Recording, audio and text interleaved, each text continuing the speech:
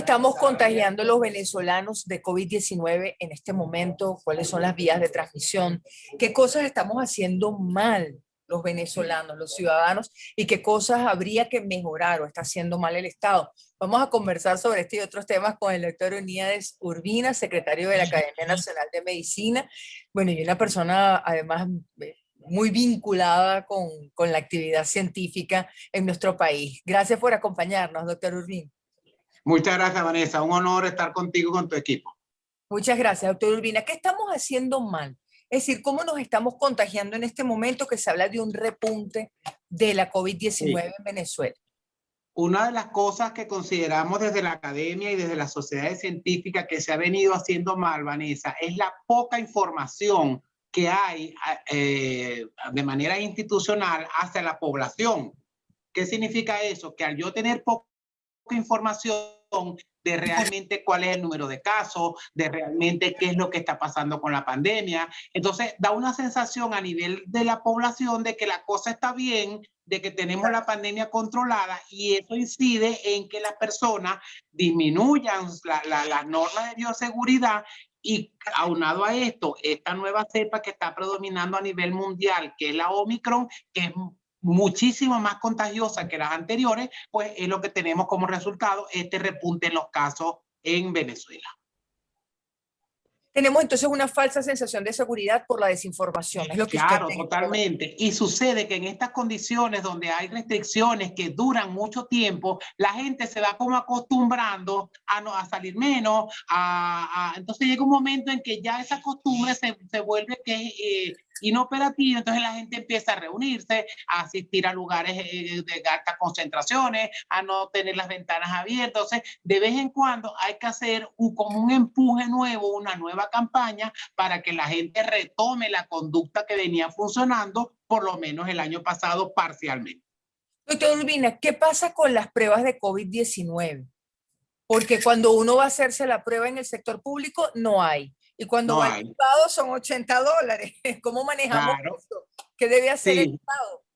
Afortunadamente, se fue ampliando el rango de lugares donde hacer las pruebas PCR. Venezuela sigue siendo, a nivel público, uno de los países que menos hace pruebas de PCR. Mientras menos pruebas de PCR, que es la prueba de estándar de oro para hacer diagnóstico de la fase aguda de la enfermedad, evidentemente las cifras oficiales son más bajas que lo que realmente hay. Nuestros epidemiólogos, que son muy buenos, los salubristas venezolanos, consideran que hay un 40% más o menos de subregistro en cuanto a las cifras oficiales.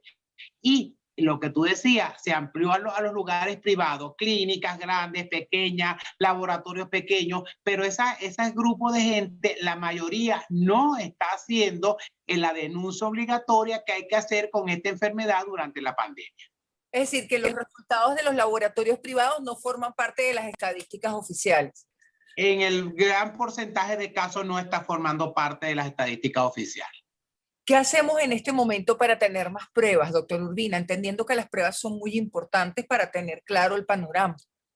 Claro, la única forma sería que realmente se hicieran más pruebas a nivel público, porque tú bien dices, no lo consigo en el público, que es verdad, la gente va porque si se siente mal y no le recomienda, hay que hacerse la prueba, cuando va no la hay. Entonces le toca migrar al sector público, que son 40, 60, $80, y la gente dice, bueno, si no es tan grave la enfermedad, mejor la paso y con eso como. Y con eso como, porque un mercado de $80 te soluciona entre 15 a 20 días, dependiendo el número de personas en la familia. Entonces, lo que tendría que hacer el Estado venezolano, ampliar la cantidad de pruebas que se hagan a nivel público y que sea de acceso para todo el mundo, para que ellos también manejen más o menos las cifras lo más cercano posible a la realidad epidemiológica venezolana. Ahora, doctor Urbina, uno de los problemas que estamos observando es que la gente tiene síntomas, no sabe si es o no es, no puede pagar la prueba, los 80, 70, $80, y dice, me quedo en la casa una semana, 10 días, 20 días, y eso está generando problemas con los empleadores. Claro. ¿Cuál es el esquema a seguir en esta situación para que las empresas también sepan a qué atenerse? Si el claro, las empresas, me quedo. Sí. Las empresas privadas deberían hacer una inversión en protección de sus empleados y hacer ellos tener un laboratorio, contratar un servicio para hacer los exámenes para sus empleados, porque eso le va a favorecer dos cosas. Primero, mantiene el número de personas informadas en su institución y evita que una persona que dice será gripe, será alergia al carpín melao del Ávila, claro, pues no le contamine a una gran cantidad de personas. Eso es un ahorro que estará haciendo esa empresa, porque al detectar una persona y hacer el aislamiento y la cuarentena, evita que le vayan cayendo 5, 6, 8 personas, porque recuerden que con esta cepa Omicron, por cada persona enferma puede contaminar entre 9 y 11 personas. Entonces es mejor hacer la inversión desde el punto de vista privado de mantener a tus empleados con un diagnóstico adecuado, que caiga en bloque toda una empresa, como está sucediendo en algunos lugares. Y evidentemente, claro, las empresas de seguros están desbordados en cuanto a cartas avales y exámenes que están haciendo, porque hay empresas que están cayendo en grupo, que es la diferencia de este Omicron en relación a la Delta. En la Delta tú veías por lo menos de un grupo familiar el papá o la mamá, ahora acá el papá, la mamá, la suegra, el enemigo, todo lo que tiene relación con esa familia están cayendo por la alta contagiosidad de esta variante. Ahora, volver al 7+7 o suspender las clases presenciales, ¿usted qué plantearía como secretario de la academia, doctor Urbina? Sí, desde la academia nunca estuvimos de acuerdo con el 7x7, pero bueno, por lo menos algo se hizo, porque en Israel, donde comenzó este sistema, más o menos era 14x7 o 7x14, pero lo importante es que algo se haga, y realmente no fue el esquema ideal, porque no hay ningún esquema ideal en el mundo, pero sí las restricciones, siempre y cuando, Vanessa, se cumplan en más del 70% de la población, tienen realmente un impacto en disminuir la incidencia por un tiempo. Y bueno, ¿y qué se debe hacer o qué han hecho los demás países? Tener un mapeo realmente lo más cercano posible a la realidad del país. No es lo mismo tener la incidencia reportada en Delta Macuro, que puede estar entre 3 a 5 por 100,000, que Caracas, que está en 32 a 40 por 100,000. Entonces, con un mapa de esa naturaleza epidemiológico bien serio, usted pudiera, o el gobierno nacional pudiera ir abriendo lugares, mantener las restricciones o liberar las restricciones, igual con las clases. No es lo mismo una escuela en el Ollantaytambo a una escuela en Maracaibo. La cantidad de personas, la cantidad de contactos, eso debe hacerse así por sectorizar el país, y dependiendo de la incidencia y la cantidad de personas contagiadas, pueden ir haciendo, pero eso es un trabajo duro, pero tiene que hacer el gobierno, que es a quien le corresponde. No puede tener 100% el país cerrado, ni 100% el país abierto, porque el país no es 100% homogéneo. Hay zonas de donde hay más o menos contagiosidad elevada o casos aumentados. Es decir, estaríamos hablando entonces, doctor Urbina, de cierres parciales o aperturas parciales, dependiendo de cómo se maneje. Claro, y reconociendo lo importante que es tener comercios abiertos, lo importante que es tener, sobre todo para los niños adolescentes, las escuelas, pero no es lo mismo abrir una escuela en Caracas que abrir una escuela en el llano, en el Ollantaytambo, por allá por el Capanaparo, porque la incidencia es menor. Entonces, eso es lo que tienen que hacer, y no se puede cortar con la misma tijera a todo el país. ¿Qué plantearía usted o qué plantearía la academia para carnavales? Por ejemplo, porque viene, es decir, venimos con el 7%, claro, se levantó desde noviembre, pero vamos a un espacio en el que la gente, una temporada en la que la gente se encuentra y se monta una encima de otra. Claro, y entonces van a aparecer las negritas que no se van a poner la mascarilla y van a contaminar un poco de gente en los bailes. ¿Qué planteamos desde la academia? Lo mismo que dijimos en noviembre cuando se anunció la liberación total de las restricciones. No podemos hacer esto, y lo dijimos porque vamos a ver luego el aumento y la incidencia, y aquí tenemos la respuesta. Es muy feo decir te lo dije, pero lo dijimos, y no nos hicieron caso a las academias ni a las sociedades científicas. Hay que ser responsable, tanto el gobierno como la población, entendiendo que la gente necesita distracción, todo lo que tú quieras, pero yo puedo ir a un paseo en un espacio abierto y no meterme en un hotel privado a hacer una fiesta para 500, 600 personas, porque a la larga, dentro de 15 días, tenemos el poco de gente enferma. Hay que hacer, fíjense ustedes, qué más tradición que en España que el Día de los Reyes, y los Reyes pasearon en su carroza, no se permitió la aglomeración de la gente, no tiraron caramelos para evitar la aglomeración. Entonces, hay cosas que se pueden hacer pensando en la población, pero con responsabilidad. Y entonces usted pudiera hacer una carroza que circule por todos los próceres con unas buenas cámaras de televisión y no permitir el aforo tan grande, porque la gente siempre al comienzo llega seriecita, llega con sus macas, pero cuando los caramelos se acabaron, la gente termina sin máscara, la gente termina dándose besitos. Nos vemos en Semana Santa, porque entonces viene Semana Santa. Claro. Que va a ser lo mismo. Entonces hay que hacer liberación de ciertas cosas, pero con responsabilidad ciudadana y responsabilidad gubernamental.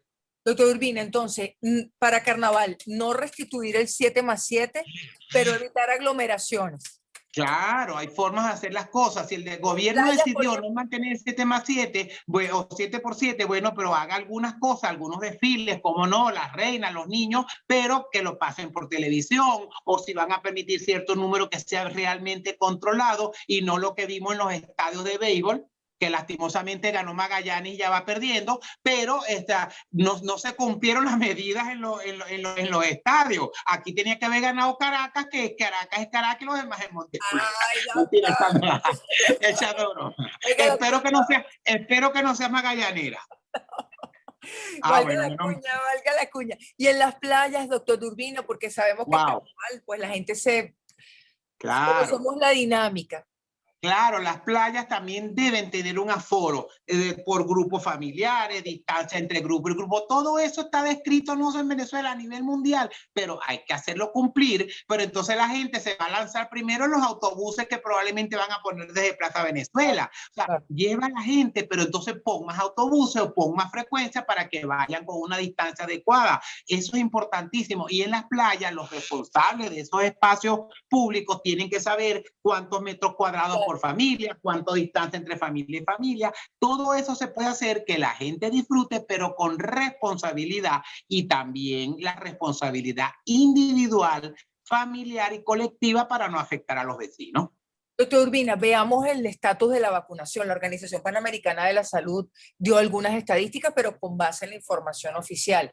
¿Cuál es el porcentaje de vacunación real? ¿Y qué valoración hace la academia? ¿Es suficiente? ¿Estamos atrasados? Sí, real, ¿qué significa? Real, en medicina trabajamos con medicina basada en la evidencia. Yo me puedo parar aquí a decirte, Vanessa, de que yo hago un quesillo, cosa que no hago, y es el mejor del mundo, pero ya va.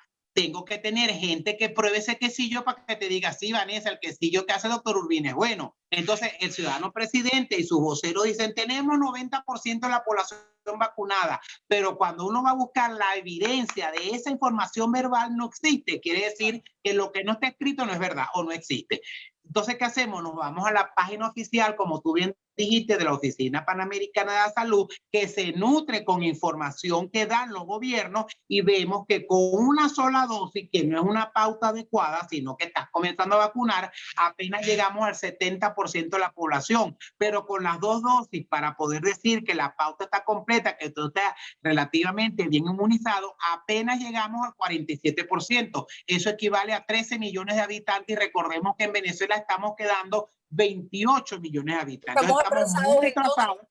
¿Perdón? Estamos atrasados, doctor Urbina. Muy atrasados. Haití, que es el país más pobre de la región, tiene mejores cifras de vacunación en COVID que nosotros, por el motivo que sea, porque se las donan, porque lo que sea, pero tiene un sistema de vacunación que ya va llegando a más del 60% de la población con 2 dosis. Entonces Venezuela apenas, repito, por la página oficial de la Oficina Panamericana de la Salud, apenas tenemos el 47% de la población, 13 millones, y somos 28. Quiere decir que esos anuncios que hacen, vamos a ir a la tercera dosis, que es el refuerzo, ya va, estamos reforzando apenas un 47%. Lo ideal que es hacer un gran barrido a nivel nacional que llegue a 80-90%, y cómo no, luego vamos a la tercera dosis, porque tú no puedes cenar si no has almorzado. Sí puedes, pero no es lo lógico. Ok, al paso que vamos con las 2 dosis, ¿cuándo vamos a alcanzar la meta? De acuerdo a la página Time to Health, que es el tiempo para alcanzar la inmunidad de rebaño, que está discutida porque el virus no ha permitido hacer inmunidad de rebaño, más o menos estaríamos hablando de agosto de este año. En agosto de este año. Al paso que vamos, claro. Paso que vamos. ¿Qué plantearía la academia entonces, doctor Urbina? ¿Apurar, agilizar? Agilizar, ¿Son los agilizar. antivacunas los que están impidiendo? O sea, No, que no, no. no. Afortunadamente en Venezuela no hay grupos antivacunas así recalcitrantes como en otros lugares. Hay gente que piensa que la están engañando, que las vacunas son mentiras, lo que quiera. Vamos a llamarlo antivacuna, pero en Venezuela afortunadamente, vamos a tocar madera, no hay esos grandes grupos porque en Venezuela tenemos una gran tradición de vacunación. Venezuela fuimos los pioneros en esquemas nuevos de vacunación. Venezuela en los congresos de pediatría, la gente quedaba impresionada cómo los pediatras comprábamos vacunas porque hacían rebaja en época de congreso. O sea, afortunadamente no tenemos eso. Pero si hay un grupo que se empeña en decir que es mentira, que lo van a convertir en Godzilla, que le van a poner una cantidad de bulos que se dice. ¿Qué es lo que hay que hacer? Que el gobierno traiga realmente la cantidad de vacunas necesarias, que el gobierno informe a la población, porque aquí una de las cosas que ha fallado, Vanessa, es la información oficial certera, confiable a la población. Si tú tienes un esquema que la población no conoce o la población que se fue a vacunar con una cosa le querían poner un candidato vacunal, eso corre como reguera de pólvora y la gente evita ir a vacunarse y estamos viendo cómo los centros de vacunación que no hay la cantidad que deberían haber, se están quedando vacíos, porque hay mucha gente que tiene miedo a irse a vacunar. Porque por eso, entonces el gobierno tiene que hacer comprar vacunas, tiene que hacer una información clara a la población y vamos, entonces así sí podemos tener un 70-80% de la población vacunada y luego iríamos para poner la tercera dosis que nos va a corresponder y probablemente va a ser hasta una cuarta, porque por los vientos que soplan probablemente nos vamos a tener que ir vacunando cada 6 meses o una vez al año como sucede con la influenza. Esta tercera dosis entonces se está colocando en nuestro país un poco apurado, pasando por encima de la gente que no ha Claro, completado el esquema. ¿Qué plantearía, exactamente. doctor Urbina, qué plantearía? ¿Parar este refuerzo? No, no pararlo. Si ya empezaste, pero que la gente vaya, pero en paralelo o en transversal, aumentar la vacunación de la población venezolana, porque si no vas a vacunar con la tercera dosis al 47% y quedamos en lo mismo. Entonces, ya que se empezó a hacer, vamos a hacerlo en paralelo, vacuno la tercera, pero hago el llamado y pongo a disposición de la gente que vaya a vacunarse, porque otra cosa, Vanessa, en el estudio que presentamos en la rueda de prensa en finales de diciembre, hay gente que le toca subir 4 y 5 pisos y no hay ascensor. Una persona con cierta discapacidad se devuelve para su casa y no se vacuna. Claro. El 60% de la gente tiene que esperar bajo la pepa de sol, como diríamos en el Zulia, y entonces, concha, los viejitos se cansan, se deshidratan, se van para su casa. Entonces, hay condiciones que el Estado debe garantizar para facilitar que ya que yo tomo la decisión de irme a vacunar, oye, lo tenga la mejor, que tenga un espacio con techo, que tenga una sillita, que haya asistencia para los adultos mayores, sobre todo,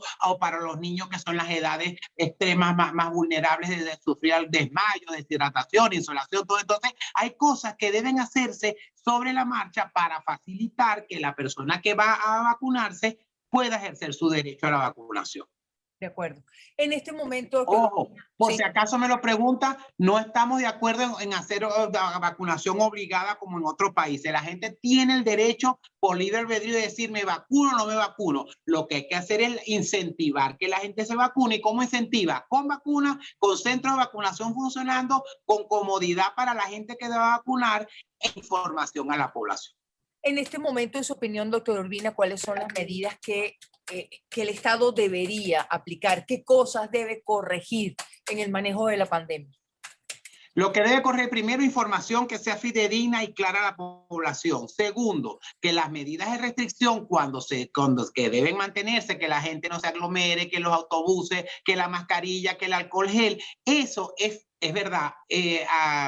Una función individual y colectiva posteriormente, pero el Estado también tiene que supervisar que eso se cumple. Cuando comenzaron a abrir los centros comerciales, en todos lados había la temperatura y el gel. Ahora tú vas y el gel no existe. Ahora tú vas y nadie toma la temperatura. Entonces, tiene que haber un control mutuo ciudadano y gobierno para que esas medidas se cumplan e insistir en que hagan un mapeo del país y dependiendo la incidencia por zonas geográficas, usted podrá abrir, usted podrá cerrar, usted podrá liberar, usted podrá restringir dependiendo la incidencia en cada estado. Cuando vemos los reportes de los estados, de 23 estados, hay 8 estados que no reportan, por ejemplo. Entonces, no estás hablando de cifras reales, no puedes exportar con la misma tijera a todo el territorio nacional.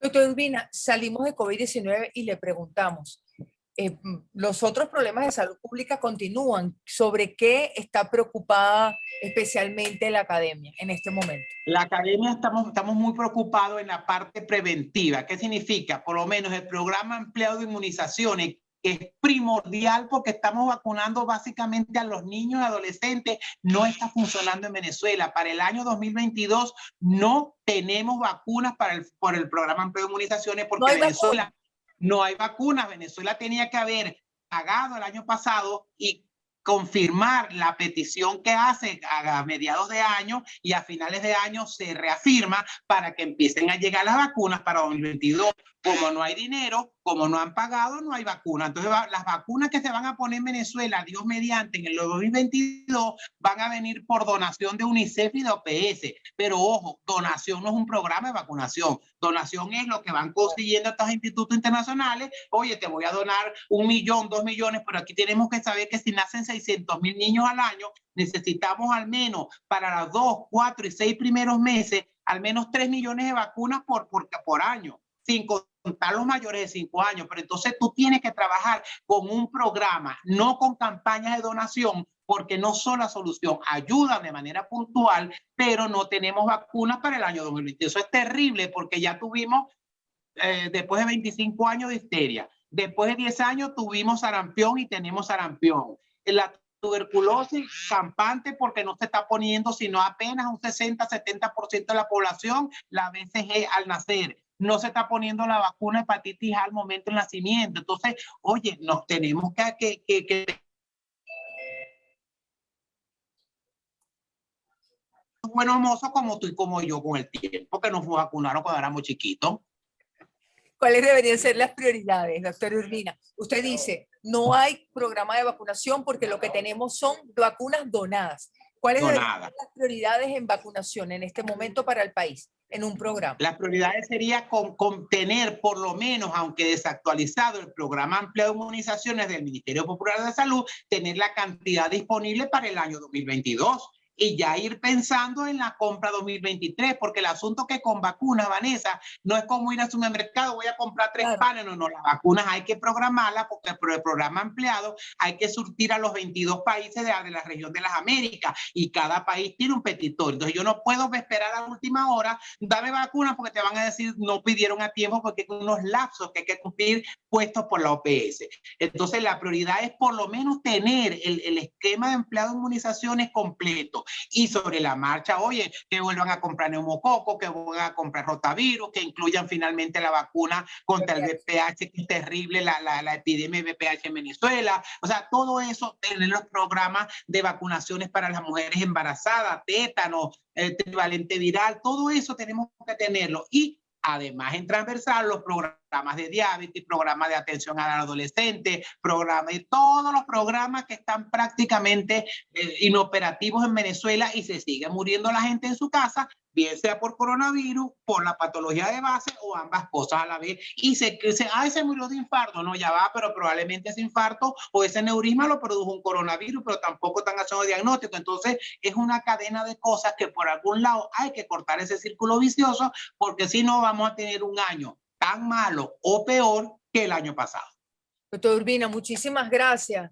Gracias por este tiempo, por su gentileza. Cuídate mucho, muchas gracias por estar aquí, permitirme estar contigo, con tu equipo, y qué bueno que no eres magallanera. Alabemos al Señor.